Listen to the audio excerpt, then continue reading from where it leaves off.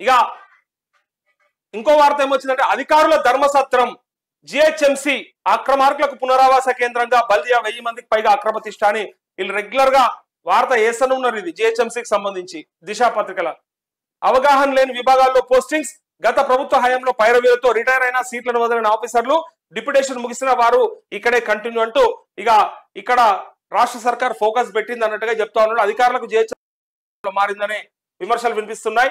గత ప్రభుత్వంలో పైరవీలతో సంబంధం లేని విభాగాల్లో పోస్టింగ్ సంపాదించుకున్న కొందరు ఆఫీసర్లు పెత్తనం చెలాయిస్తున్నారు. చాలా మంది జిహెచ్ఎంసీలా ఆ సన్నాసులకి అర్హత కూడా ఉండదు, దానిపైన పట్టు కూడా ఉండదు ఆ డిపార్ట్మెంట్ పైన. అందులో వాళ్ళకి ఎలిజిబిలిటీ కూడా లేని వాళ్ళందరినీ కూడా తీసుకుపోయి అక్కడ పెట్టినట్టుగా మనం గతంలో చాలా వార్తలు చూసినాం, మనకు కూడా కనిపించినాయి. సో అదే పరిస్థితి కంటిన్యూ అవుతా ఉంది. గత ప్రభుత్వంలో అట్లా పైరవీలు చేసుకొని వచ్చిండ్రు. సో ఈసారి వాళ్ళందరినీ పీకి పక్కకు పడేయాలని చెప్పి ఈ కథనం వచ్చింది. దీనికి తగ్గట్టే ఫోకస్ పెట్టింది రాష్ట్రం అని రాష్ట్ర సర్కార్ అని ఈ వార్త.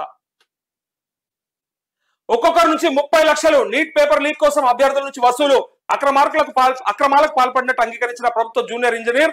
జాతీయ మీడియాలో సంచలన కథనాలు. ఇప్పటి వరకు 14 మందిని అరెస్ట్ చేసిన సిట్ అంటూ పూర్తిగా ఒక్కొక్క పేపర్ కోసం 30 లక్షల రూపాయలు తీసుకున్నారట పేపర్ లీక్ చేయడం కోసం.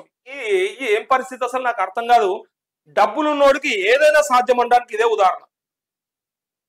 కనీసము 10వ తరగతి పరీక్షల కాపీ కొడుతుంటే వాడిని తీసుకుపోయి డిబార్ చేస్తారు, ఒక మామూలు సామాన్య విద్యార్థిని అయితే. ఇక్కడ ఈ నీట్ పరీక్ష కోసం 30 లక్షలు పెట్టి పరీక్ష పత్రం కొన్నారట, అమ్మిరట, లీక్ చేసిరట.